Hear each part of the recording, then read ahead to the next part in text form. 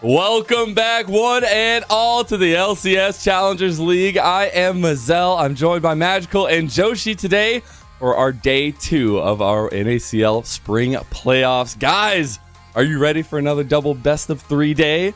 Oh, I'm so Joshi, ready. you don't have a mustache? Is it going to be okay? It's definitely a bit of a different day coming through. For anybody who did forget, this is gone because Dignitas didn't get first in the regular season like they promised me they would. So we are now in a spot where this is gone, and it will be gone for the foreseeable future. Feels bad. We don't worry. We'll get you covered. I got something for you later. We'll figure it out. But I do want to go ahead and talk through some of the updates from the community we've had. I know we had a lot of fun on broadcast yesterday, and it was highlighted through Twitter. I know Numi was very, very excited about that TLC versus Wildcard series. This is my first Challenger split, and playoffs have gotten me so hyped. I'm having fun, and hopefully the sentiment is felt by the community in its own right, Joshi. Yeah, it's definitely a spot where I was not expecting that series to be super close. I definitely had Wildcard going into that pretty strong. And then Team Liquid, from what I hear, they end up taking it down 2-1. I didn't get to see it yet, but still, I heard that Game 3 was a banger. It was. I got to watch that one. That was a lot of fun because I was on the other stream. Stream ended early, so I hopped over there, was able to catch that game. There's a Cho'Gath mid for APA. It was a lot of fun to watch. It was a lot of fun. Let's go and move on to the next tweet that we have here. As Spawn coming through with wise words, very proud of the team. Wildcard, a very tough team to prepare for because they are so unique. However, we really stuck to our guns, took out a gut check series. Credit to Wildcard, they're a legit team. We go again in 2 days' time up in that upper bracket. Spawn giving a little bit of love to his squad here. Magical. So I'll say whatever Spawn says, I don't care until they play AoE because I just want to get the Spawn Gomsu tweets. That's really what I'm looking for. That's all you're waiting for. That's what I'm waiting for. Checking Spawn's notifications. Exactly. Props over to TLC, though. I think that they performed very well, and this is where I keep talking about it. It's like regular season doesn't matter. Every team qualified for playoffs. It's how you perform now. What you learn from the regular season will help you, but you just perform on the day, so that way you can look the best you can and get these big wins where people were favoring Wildcard going into the series, but TLC, they performed very well. Let's go ahead and move on to the next one real quick. I see what Cynthia was talking about. Spawn's looking a lot like Numi right now. Yeah. There you go. It's the same pictures. They fit the same. By the way, this is my favorite exchange from yesterday, Bradley. My coach voted for Moose Hater on the poll and leaves Garrett up all 3 games. What the hell? But guess what? Afterwards, Spawn replied, said, nice ulties. And then Bradley was like, pick me a carry. So we'll see what happens next time around. It's like Bradley was a mid lane swamp to top lane and likes to play things that can carry games. Crazy, Yoshi. Weird. Yeah, is this the top lane bracket that he's talking about? Yeah, it's I the could totally imagine. I could totally imagine Spawn bringing his phone like right up next to Bradley as he's like, hey here. Bradley, look, bam. That's actually hilarious. We'll go ahead and check in with Taco as GG's to TLC. Feels bad to lose, especially in Game 3, that close. I know we'll prepare harder for next week since we will still aim to make a deep run, knocking off some of the other teams now. It's that bottom bracket run on Monday, facing off against CLG Faith. See who goes to relegations. Oh, I mean, it will at least top one team in. Did you guys know that Myra had 2 underscores? Crazy. I didn't know that. I didn't know that either. Look at that. You can see spaces between them. I didn't know that now. Either way, just kind of talking about the relegation, it's definitely important for a lot of these teams, these professional teams, because how they do in playoffs is really what will indicate whether or not they're going to play in the relegation tournament. Yeah, exactly. Let's go ahead and move to that next one where Aaron saying first versus 16th place. Vanguard versus Aaron. I do like that. I love to see it. I like that. That's funny. A good tweet.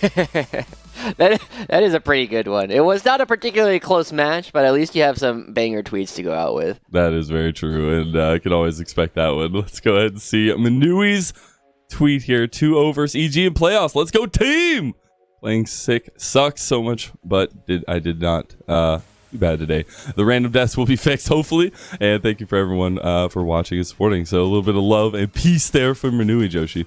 Yeah, Manui's teammates have also been very vocal. It's like, yeah, this guy deserves more credit in all of the games that we have been playing so far. Yeah, we talk about the top side quite a bit, but Perry and FLYF in particular are saying, yeah, make sure you talk about Manui a little bit more. They're doing quite well as well. Now, I'm not 100% sure why the baby Yoda is hanging out there. Peace and serenity, okay? Hold on. Have you not seen like all the tweets from the Cincinnati Beer Boys?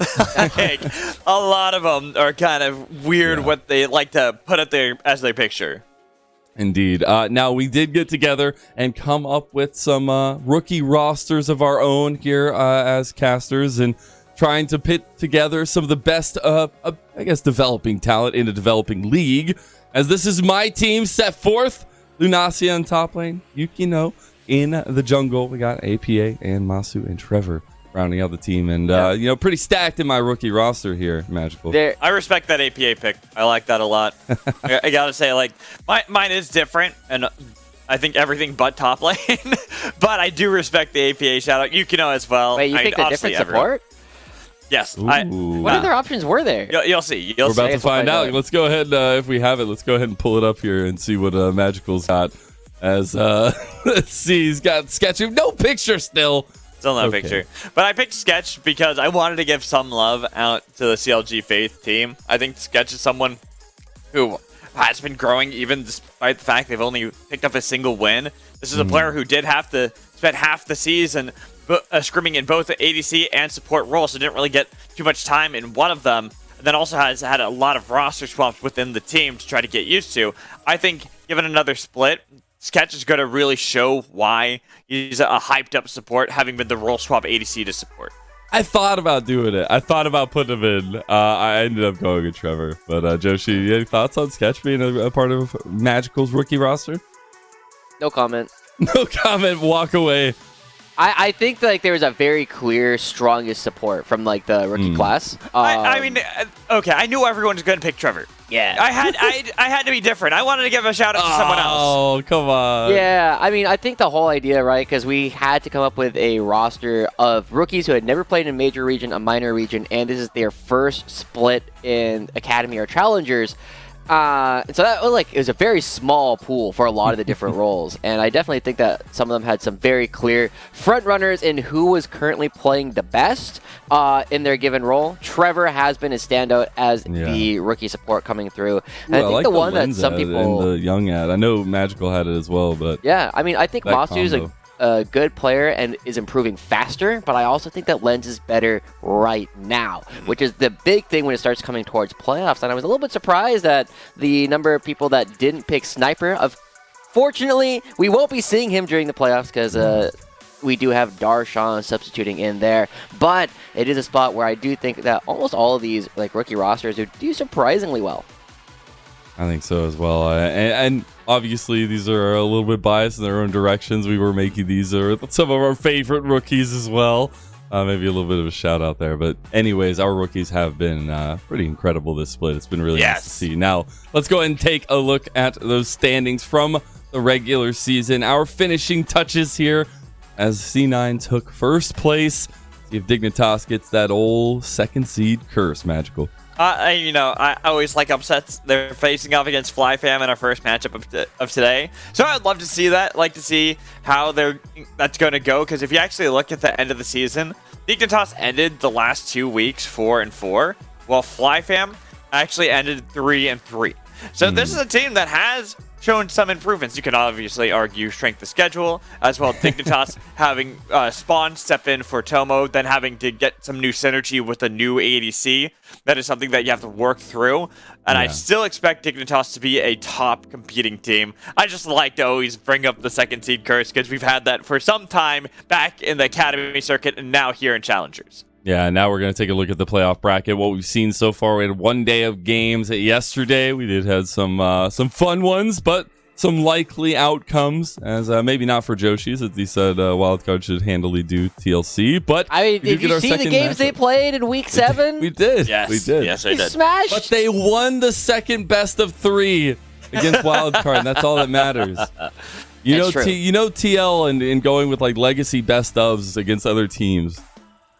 Absolutely true. But here, as we start moving towards the other side of the upper bracket, we are going to have a lot of very similar things, but we do have some relatively close matchups. I think CLG Challengers versus TSM Challengers and Immortals Challengers versus FlyQuest Challengers could both be surprisingly close based on what we've already seen. Whereas I do think as well, 100 Thieves and Dignitas, they might have a bit of an easier matchup today, which is how brackets are supposed to work.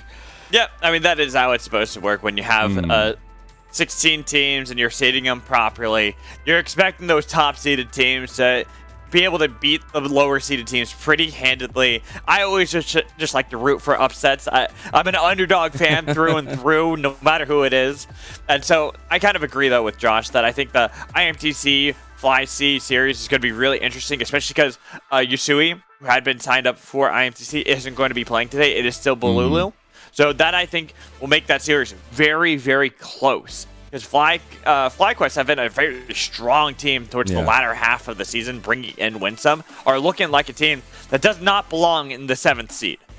Yeah, I think it's the last first-round matchups in the top bracket is doubled elim, so whoever loses here today will just go on to that secondary bracket, and obviously backs against the wall situation there. But now we got to look at today's matchups. We got Dignitas Challengers versus FlyFam in that potential upset bid. Then we got CLGC versus TSMC, and that one should be very hotly contested best of as well, Joshi. Yeah, I definitely think that's going to be our closest one of the day. Or I also think that again, on the other stream, if you want to see everything else, there's also twitch.tv/Challengers League going on. But for here, CLG Challengers versus TSM, I think is going to be way more interesting because TSM, I actually feel like they got an upgrade in the bottom lane when they brought Neo down. Agreed.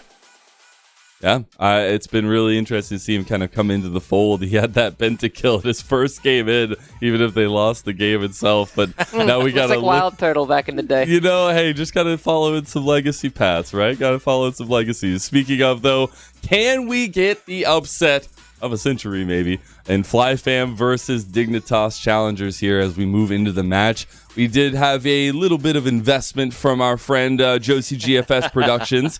It's all about solo kills and Baron steals between these two teams, Magical. I mean, you got the top side of the map, Hoon and Lunacia, second and third, if you still count M&S in the solo kill matchup. You have to. You have to, because he set that record. But Hoon and Lunacia, who would have thought? You'd think that the number 2 seed would have a very strong player who's getting a lot of solo kill, but who would have thunk that the 15th seed has a player that is third on the standings for solo kills in the top lane? Yeah, I mean, it's honestly crazy that Hoon and Lunacia have been tied at 24 solo kills apiece so far throughout the regular season. That is absolutely wild. The fact that they are still behind Onos is still kind of crazy, but these guys have solo killed more of their top lane opponents than anybody else in the entire league, and now that they're going up against each other, it is going to be a big opportunity for, I think, Lunacia in particular to potentially find an angle because it's going to be fireworks the entire time. Yeah, it absolutely is. And I know we were coming into this weekend saying, it's the opening of our anime training arc tournament here. And I think we get to see our contested at our number 2 spot, our number 2 seed, looking a bit strong, but having some faltering at the end of the split. I think it is interesting to kind of dissect this roster, how important XU has been. But Spawn coming in now and changing up the roster a little bit in that duo with Diamond, Magical. Well, it's something that Dignitas even said themselves with how they built this Challengers team with Tomo on it. This is a team built to win the LCS Challengers League. Spawn now in for Tomo, as Tomo is now spending time with the LCS team. It's not like it's a downgrade in any regards. Tomo has been playing out of his mind and looked really good, but Spawn's still a very good ADC. It's just the reason we talked about this. Right. The reason we talk about a little bit of a slump that this team had towards the latter half of the season is purely just getting synergy, right? Well, trying to work. They're also literally sick. Like, all of their players, were coughing and that's also having, true of half issues. our teams right now. It's sad. It's just, that's kind of what happens when everything's cold and rainy. You're stuck inside. You can get sick, but then on the other side, FlyFam. I'm still looking at Hyper. We didn't get to talk about the Baron steals a little bit much, but this guy, since joining FlyFam, has been getting a lot of steals.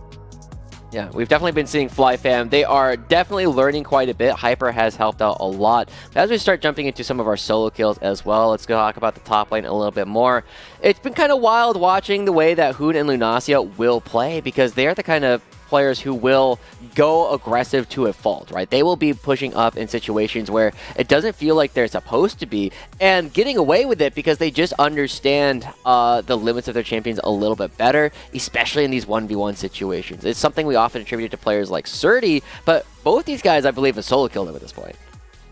Yeah, I think seeing a lot of this unfold, and it wasn't just in the later parts of the season, it was a lot of times in the early parts as well throughout the entire split. We got to see some of these really big outplays, and it is in crucial moments as well where you see a top lane really needing a lot of strength, and finding a lot of pull gives some strength to the XU and playing around Insanity around spawn as well. And Hoon finding these kills is so crucial to a way that Dignitas can break open games. Yeah, I mean, it's just been really good of how they can utilize a lot of the power they have in their solo lanes. Insanity is another player that's been outstanding in his position. But I kind of want to talk about Lunacia a bit more, just because being an unknown quantity, right? A player that we came into the season and we're like, we know nothing about this player. We tried to learn, we asked people, got a little bit of information, but we just didn't know. And now we've learned a lot about his play with how strong he is in lane phase, and how he, as you talked about, looks for these aggressive plays in situations that a lot of other top laners might be a little bit timid to look for.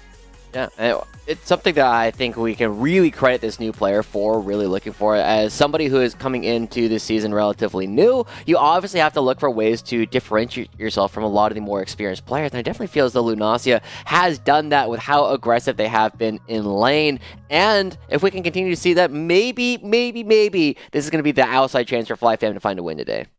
Maybe that curse comes knocking once again in the developmental playoffs here. But now to my favorite part probably of this whole thing is the crazy Baron steals we've seen. We've always known XU to be a monster in the pit, but my goodness, what we've seen represented in the later half of the season from these two, it's been really awesome, Joshi. Yeah. We should ask somebody else what kind of monster he really is, but it definitely is a spot where I remember, I think it was you guys actually here, where just like, he doesn't have the flash, he has no way to get in, he Arctic Assault's over, and then they're just able to clean up the fight afterwards. This is one of the things that we credited XU during his time on Dignitas Academy for, is just winning so many 50-50s in the Baron pit. Man. Oh, yeah, sorry. I thought Josh was going to finish his statement there. But yeah, I mean, XU is going up against Hyper, and Hyper is a player, we've seen him in the Academy circuit before last year, then he got dropped from spring to summer, and having bounced back here, mid-split, sure, it was difficult initially, wasn't able to pick up some wins, but then ends up with a record of 4-8 on a team that is the 15th seed. It doesn't look great on paper, but you have to imagine how much they were struggling beforehand. And then here, how he's just been performing with his smite steals, constantly finding these. I think it's going to be fun to watch the 50-50s between him and XU. I'm so excited to see who wins those smite fights if we get that crazy miracle upset from FlyFam. But we're ready to get into draft number 1. So guys, take it away. Thank you, Lennon. We will see you for our halftime, third time show, depending on how this series goes. As we get into, hey, you know what? You gotta have faith. You gotta believe in the That's CLG. Fam. This is fam. It's all about family. You gotta get the Vin Diesel references in there. Okay, well, if we're family, then you gotta support family. So there you go. You gotta. I have no beard left to stroke. Yeah, you don't have. Stop that. Stop that. You no longer have that privilege. Not for a little bit, at least. Not for a little bit. But let's talk about this. Lee Sin banned away from Hyper. I expect that to constantly be banned, like the remainder of the season for FlyFam. And if they play in the relegation tournament as well, that champion will never be allowed to be played by Hyper. Yeah, it's definitely something that he made a name for himself before, right? We have to remember that Hyper and Instinct and Sword have actually all played together on previous iterations of TSM Academy, and Sword at the time was actually a mid laner. So now that Blaze is coming in, they add Lunasia to the mix. It is a bit of a newer roster build coming through. On the other hand, Dignitas Challengers is mostly a new team on their own, but now that Spawn has returned, XU and Hoon played a little bit together in LCS, Insanity has played for such a long time. And as we kind of look at it once again, we have seen the meta shift a lot, especially in the jungle. No more Maokai, much less Sejuani coming through. It's been a lot more Grogs and a lot more of these Bruisers, and as the Ashe is picked up, we can kind of expect this one to be going over towards Diamond, and I actually wonder if this will push XU to play a bit more of the Maokai because of how strong that combination has oftentimes been. Yeah, I'm surprised that you're thinking that this is still a possibility for Diamond and not for Spawn, because some of the changes that they gave on the recent patch did kind of buff her in the marksman role. So yeah. I feel like she has more flexibility. It's not just guaranteed that that's going to be for Diamond in the bot lane. Like, you expect it still. It's not like they completely gutted support Ashe where she's not going to be playable. Yeah. It's just they gave some nice quality of life buffs towards ADC marksman Ashe. And going up against the other side where we see that Annie flex that can be there for FlyFam, Blaze or Sword can play it, but the Senna pick that enables a lot of fun shenaniganeries of the bot lane where you can pretty much go with all sorts of different styles just based off one champion. Yeah, I know some people have really said that probably the most threatening thing you can do with the Senna is pick up the Cho'Gath, and that's part of why Dignitas is pressured to grab it for themselves right here. I've heard people say that it's literally a 5-way flex. I don't know if I think it's that good, but it definitely is a champion that does have a lot of opportunities to move around the map. But the Wukong getting picked up, almost definitely for XU as well. And on the other side of the map, I'm actually a little bit surprised by this Tahm Kench pickup at this point, right? It is not a situation where you know where the Cho'Gath is going, and you are already committing this Tahm Kench to the support role, unless Lunasia is like a Giga Brain is actually going to play a top lane. Okay, it's been a long time since we've seen that. It could be there, but I'm with you. The Cho'Gath. It is actually not terrible, but the problem I have with it is it does most likely mean that this is going to be support. Sword's probably going to be playing this, but the bigger thing for me is that Viego, something that has been slowly working his way back into the meta, something that I know Hyper can play very well as well, wasn't taken here. So I'm expecting that to be banned by Dignitas Challengers just to make sure that Hyper is on a less comfortable matchup going against Wukong. Yeah, and we're already starting to see the pinch coming through, the Jarvan taken off the board already against Hyper. And interestingly enough, the Olaf ban says that they think that Insanity is more likely to play this Cho'Gath than Hoon is. And I know we've seen both of them have success on it in the past. I've seen Insanity play it in solo queue. I've seen him play variations on this kind of, point and click kind of champion a lot in the past. But hey, Alex, look at that. It does look as though the Viego is being left up as a challenge. Vi is also a strong ban. I will agree with that one. The Jarvan's the one where I feel like Viego could have gone there, even if Jarvan is good into Wukong. And the immobility that we're seeing from Ashe and Cho'Gath, I'm expecting now that you grab something that's going to be very aggressive, that can even scale a little bit since you have Senna on your team already. There it is. The Viego, that's what was expected. Yeah, I mean, it's definitely something where they do give themselves a little bit more opportunities to be aggressive with this champion. You really need some playmakers right now. Annie's the only one, and that only really works when you have Flash, but especially up against something like this Ashe, who is still undetermined exactly where it's going, whether it's going to be played by Spawn or Diamond, is so far back that it's very difficult for Blaze to find their ways in. Now we do know that it is going to be played by Diamond. It is worth noting that the ultimate cooldown is longer earlier in the game, so when you hit level 6, you can't use it as often. I believe it was about a 20-second nerf. So 20-second nerf, yeah. Yeah, it's about one fewer arrow per wave, so you get an extra wave between different times that you use it. You can still do a 20-second flat nerf for all across the whole board? Yeah. I thought it was only but the thing is, let's be real, you get so much cooldown reduction as support Ashe that even having that later, it's like, okay, yeah, sure. I just might not be able to get 2 arrows off in a fight. Yeah, and it is worth noting that the attack speed buff on the Q is going to allow even support Ash to do a little bit more damage during these fights. But we also have the Cassante coming through right now for Hoon, definitely one of the most played champions up there. And then the other side of the map, it does look like Lunacia is going to be answering with the Renekton, a fairly standard answer to the Cassante, but not one that always has had success. This is definitely a lane that is going to be very violent and very very variable. There's going to be a lot of things up in this top lane that are going to determine some of the success that FlyFam might have. Now, we can't beat around the bush too much, Alex. This is the number 2 seed going up against the number 15 seed. Yes. FlyFam have shown a lot of growth, and Dignitas have kind of been on a slump, but it's still probably going to be a situation where FlyFam are fighting an uphill battle this entire series. Yes, I mean, that's just how seeding works, especially if you look at things like March Madness, right, where I love to see the upsets, you know, the lower seed beating the higher seed, but it will always be a constant uphill battle because there is a reason that team got that seed in the first place. Even if there's been a bit of a slump for Dignitas Challengers, as we mentioned before, this is a team that was built to win playoffs, to win the LCS Challengers League.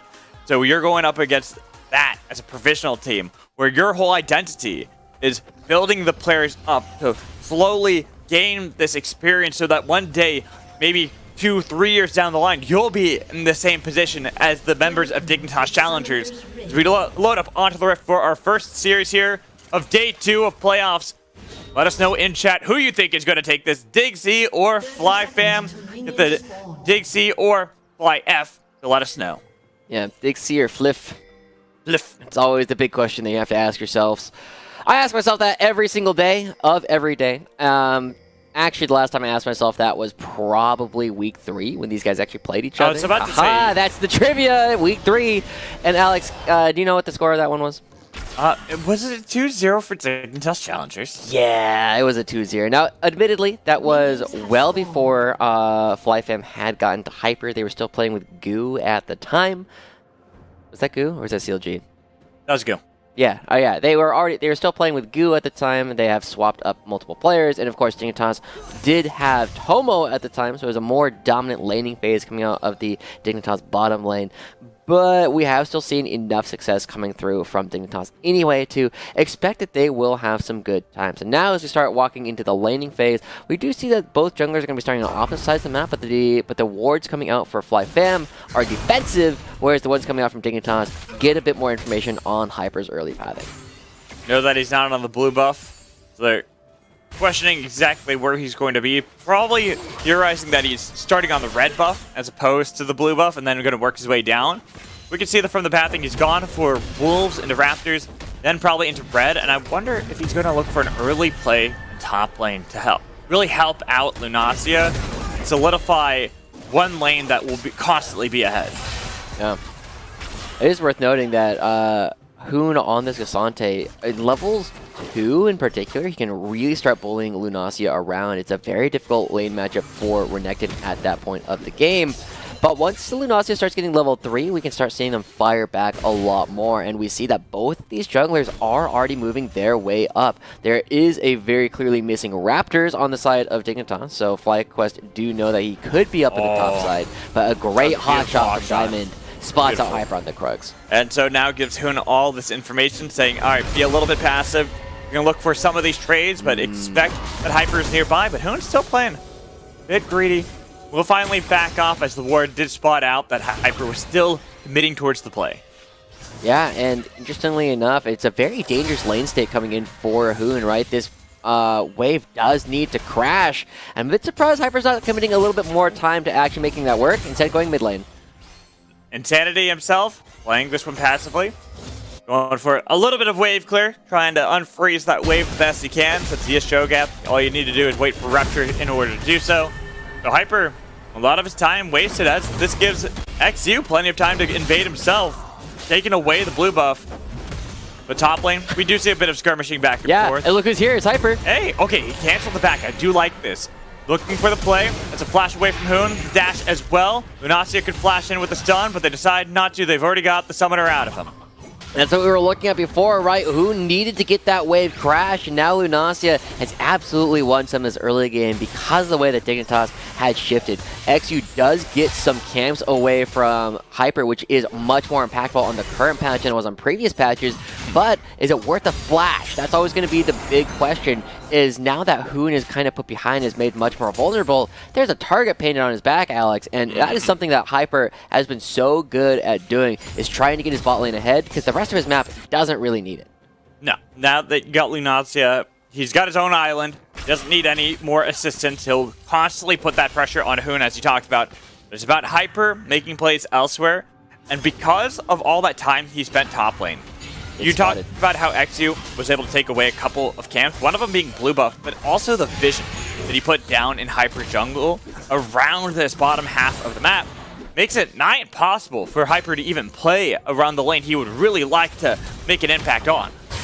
Yeah, I mean, just knowing exactly where Hyper is has been something that Dignitas has done a good job so far this game. A couple of hawk shots as well as some of those early wards, making sure that all of Hyper's moves are well known, but we're also seeing some of the oppressive range poke that is coming in from Spawn and Diamond. And good job sticking outside of the turret range there as well. We are seeing a situation where Instinct has kind of run out of mana, and even though the cooldown on the heal is going to be constantly up, there might not be a whole lot left after that. The only question here is, did they spot XU? They did. They haven't just yet. They will now. Blast going over, heal from Instinct and Sword to get extra distance. XU realizing that they've already gotten out of there. They still have both flashes up. They decide to fall back for the play, but wait, they actually showed back up. They thought that XU had failed, getting a little bit of damage on Diamond. And look at Blaze. He has flash. He could go in with the stun if he wants to, with the flash over the wall from Diamond as XU fails his flash, and he'll dash to his death for first blood for FLYF.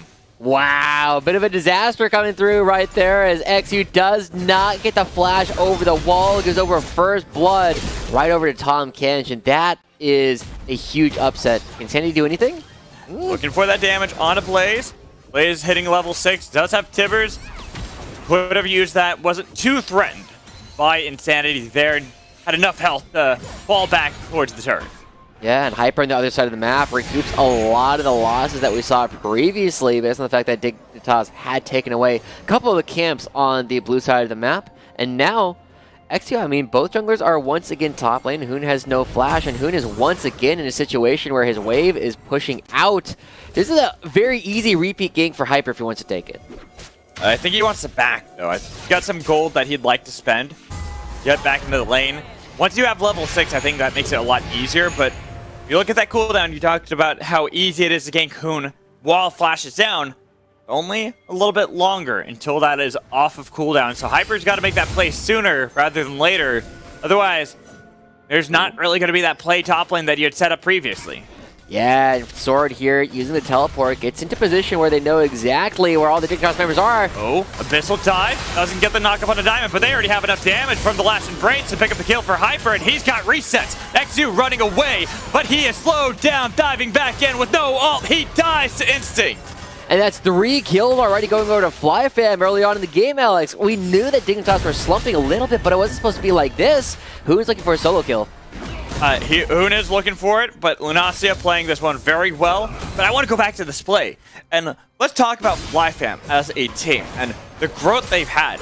This is a team that has always had pretty strong early games. Even in a lot of their losses, they've looked very competitive. It's always just been how they translated those leads into the mid to late game that they struggled on doing previously. But they picked up the big wins against Team Liquid first off the back of how they learned how to shift a lot of that attention, these leads they get early, into the mid game around neutral objectives. Yeah, and Dignitas here just overextending for a dragon. They didn't realize that Sword had already come back. They didn't have a good timer on where the rest of FLYF were. And even though Diamond had put a ward over this wall, he's not actually going to have a great early warning system as people run down the ramp. It's definitely an overextension coming out from Dignitas. It's really going to come back and bite them later on. But the one place of strength that they do have so far, Insanity's doing quite well. Insanity was one of the players I had a big question mark on going into today because he has made some egregious plays in Week 7, but looks like it might be a bit of a return to form. You could chalk it up to a bit of greed, or you could chalk it up to a little bit of a hubris out of Insanity. It's a player who has been one of our strongest performing mid laners, both last split and this split. Like, he was in the running with talking about best mid laners, even with M&S in the league. That shows how much prowess this guy has, as well as his champion Ocean. But it's always about making sure that you're playing cleanly in a do-or-die clutch scenarios. He did this last year during the playoffs. Think about that deep run that Dignitas Academy made off the back of Insanity, one of the few members who remained on the team after a lot of the members had gotten promoted up to the LCS squad. Well, he was a big factor of why this team made it all the way to the finals through the upper bracket. Yeah, he was definitely a huge reason. He was in our conversation where if he had played like that during the regular season, we would have looked at him for the most valuable prospect award. But here, do stop spawns back a little bit. But we also know that FlyFam have figured out where XU is, and it feels as though the shift in the jungle has gone huge. The fact that XU has died twice looking for plays on the bottom side of the map, once on the Dragon, once looking for the dive, has put XU super far behind. Not only does Hyper have a kill and an assist, he's also picked up the Rift Herald, which is effectively an extra kill worth of gold, and he's already started taking away a bunch of XU's camps as well. So all the advantages that XU got earlier on for the flash of Hoon have been completely undone. Yeah, and looking at how FlyFam now on the map, knowing that XU has had a bit of a struggle bus currently with where he wants to put himself in, where he wants to look for these plays, whether that be now that Hoon has that flash that you talked about, that they could look for something there off to Lunacia, who doesn't have his flash, or if they want to continue to try to hit home the spot lane. Alright, two ults used just to stop back. Instinct's like, come on guys, I got gold to spend. You're wasting my time. Now the big question, I believe that Arrow will be up by the time the next Dragon spawns. Yeah, it should definitely be up. Yep. Yeah, it's like 80 seconds now, I think, instead of like 60. No, 100. 100? Okay. Yeah. That's still not that long. Yeah, it'll still be up for sure. But now we see Dignitas as well. By stopping that, they will deny some waves from Sword and Instinct, potentially get another plate here for spawn.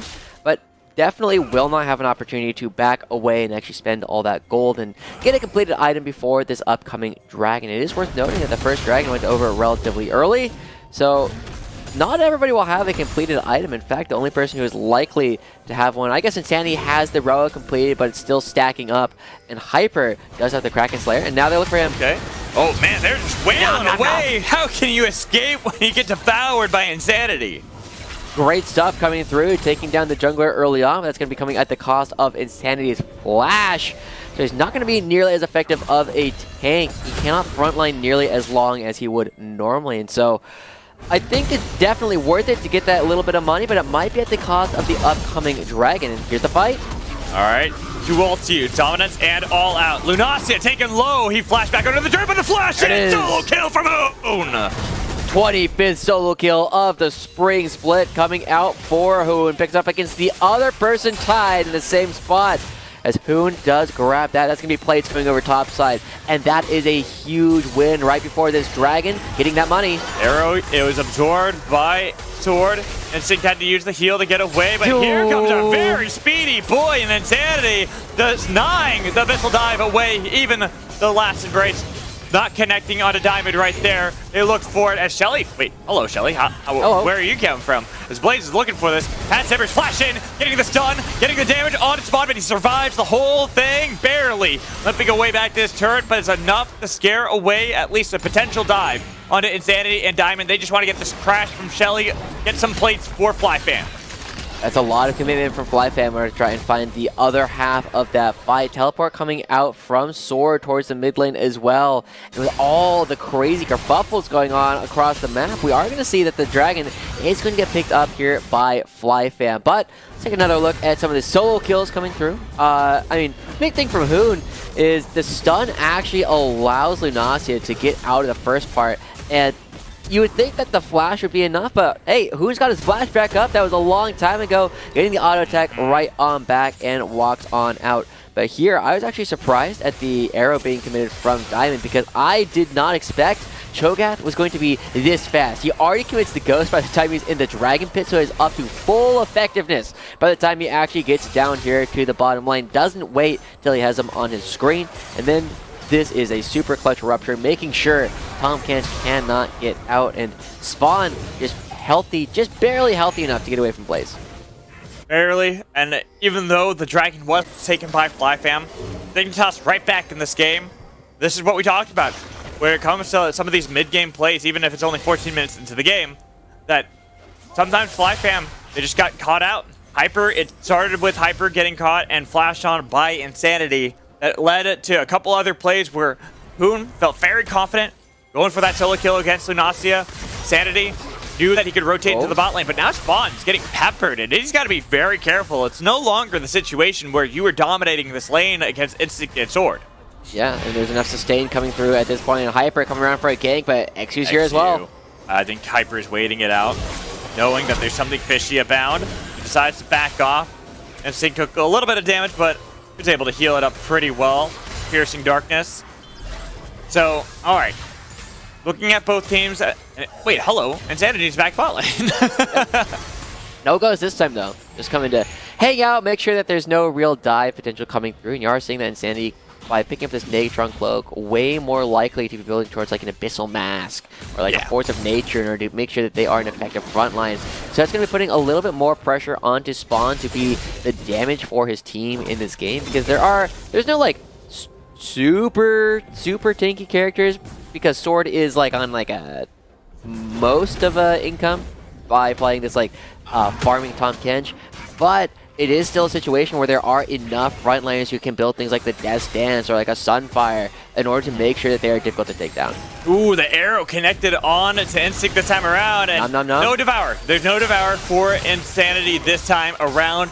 Instead, just going to trade a little bit of damage back onto Instinct, waiting for XU if they want to commit fully for a team fight, as FlyFam trying their best to clear out the minion waves, not actually looking for anything further.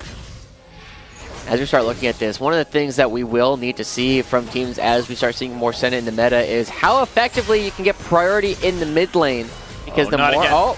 Okay, Rupture was on to the Pixel Brush. Hyper, how lucky that cooldown was already burned before he actually spotted out going into the ward. Looking at FlyFam and how they're playing this one. Yeah. For a team that's 15th, having ended the season with their first and only 2-0, they now have to take on Dignitas, and they were looking to fight around this Rift, and they're still not done.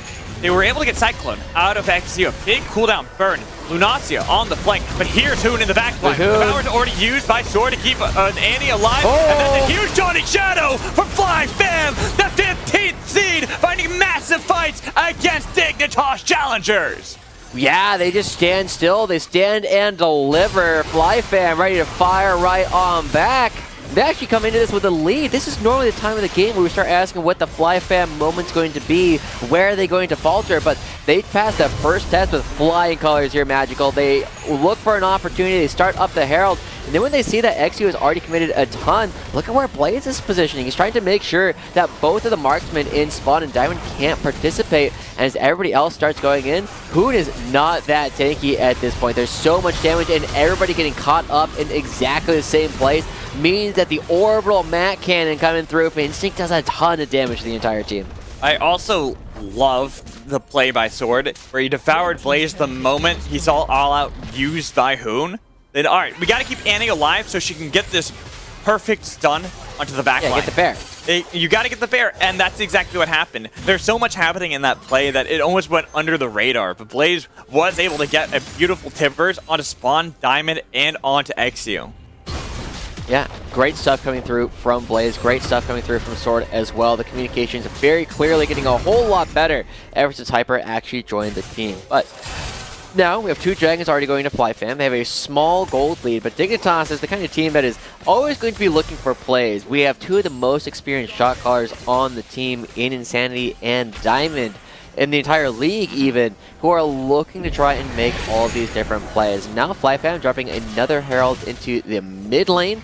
And it's going to get a crash at the very least, but we're already starting position for the next dragon. A lot of experience with Dignitas Challengers, like you were talking about, compared to a lot of rookies on FlyFam. Only Hyper having real experience in an academy circuit beforehand. Some of the, and Instinct too, but very limited for both.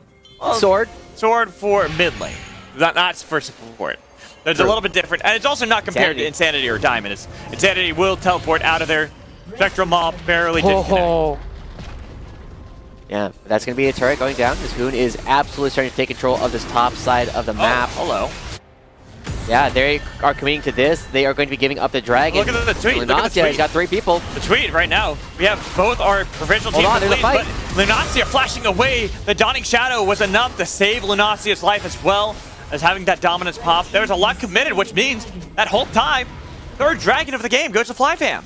Yeah, the dragon is getting picked up here by FlyFam. Now, Chemtech's soul is not the strongest soul in the game. A soul is a soul. Thank you. But it is going to be a spot where I feel as though Dignitas are in a situation where they are really worried about getting outscaled, right? We hadn't really talked about it, but Instinct's already up to 75 souls, has the Kraken Slayer completed, and is going to be a major threat to the front lines here of Dignitas. So it forces Dignitas to be a little bit more imaginative with the way that they're actually going to be approaching these fights. And Dignitas have not been super imaginative so far in the past couple of weeks. It definitely feels as though they aren't playing up to the same full potential that we were seeing from them earlier on in the split. We'll see what they can actually do. Oh, Ward not in the bush, but he steps out, gets spotted anyway. Well, and let's kind of talk about Dignitas and how they found successes during the regular season. This is a team that utilized winning their lane phase and snowballing out of control. It was always on the early games that they found the most success. Here against FlyFam, they have a draft that could have done so. They were pretty powerful in the lane phase, but as you talked about, FlyFam have drafted for a bit more scaling. You have Senna on your team, but also this Viego. It'll help out a lot as the game continues to get further and further. And with the build path we see Insanity, the force of nature, to deny Blaze from being able to assassinate him, that doesn't really stop Hyper and Instinct's damage. Yeah, it is worth noting that during the regular season, right, Dignitas was the #1 team for gold difference at 15. They were blitzing people, right? Yes. Up an average of 2,000 gold at 15 minutes, whereas FlyFam were on the other side of that. They were down about 1,500 gold at the 15-minute mark. So FlyFam coming into this one and actually having a bit of a gold lead throughout a lot of this game, and still even in gold, but up 3 dragons gives them a lot of opportunities to try and come through. We always have to be worried about whether or not there's a FlyFam moment, but they've given us reason to believe that is less likely to happen. They have done a lot better of that as of late. Like you talked about bringing in Hyper, it just seems like this team has more of the cohesion, more of an identity, kind of how we talk about FlyQuest Challengers since bringing in Winston. That they have direction. They look more like a team cohesive at these moments. Of course, we got to make sure that they're staying true to that. And when it comes to these upcoming team fights where it is even, neck and neck between the two teams outside of the 3 dragons that FlyFam have picked up, got to make sure they're playing this one very wisely. Not just picking a fight to pick a fight. You have to actually look for these flanks. And right now, they think that they have Insanity out. They spot Diamond. Last embrace, but here's Xyu's flank, hitting the flash out of Instinct. That's going to be Dawning Shadow's huge shield trying to survive and get Blaze out of there, but he goes golden in order to do so. Everyone's on here. the other side, Sword wants to get the Devourer, but they flash away to make sure they survive. Everyone but Spawn is here. He is still mid lane, wailing away on the tower, so they try to re-engage FlyFam, getting a lot of damage onto Insanity, who flashed away himself, getting himself out of there, and all the while Spawn got a lot of damage onto the tier 2 in mid lane. Looks like FlyFam, they're the ones on the retreat now, afraid of the flank. Insanity doesn't have TP, so can't rejoin. Hoon's going to be the target, and he'll fall to the killing spree out of Instinct. You stepped up, Hoon. It's not Hoon in time that time around. It's FlyFam time. With the Spawn get the mid lane turret, that'll be big. That's going to be an extra kill going over. So the gold is going to be relatively even with an extra man on the map. FlyFam are starting up the Baron. They have pretty quick take with Viego. So they are getting a lot of damage onto this one. It is spotted out 50%. Xyu, no Cyclone, but Devour is there for Insanity. If he wants to get inside of the pit, all he has to do is Devour.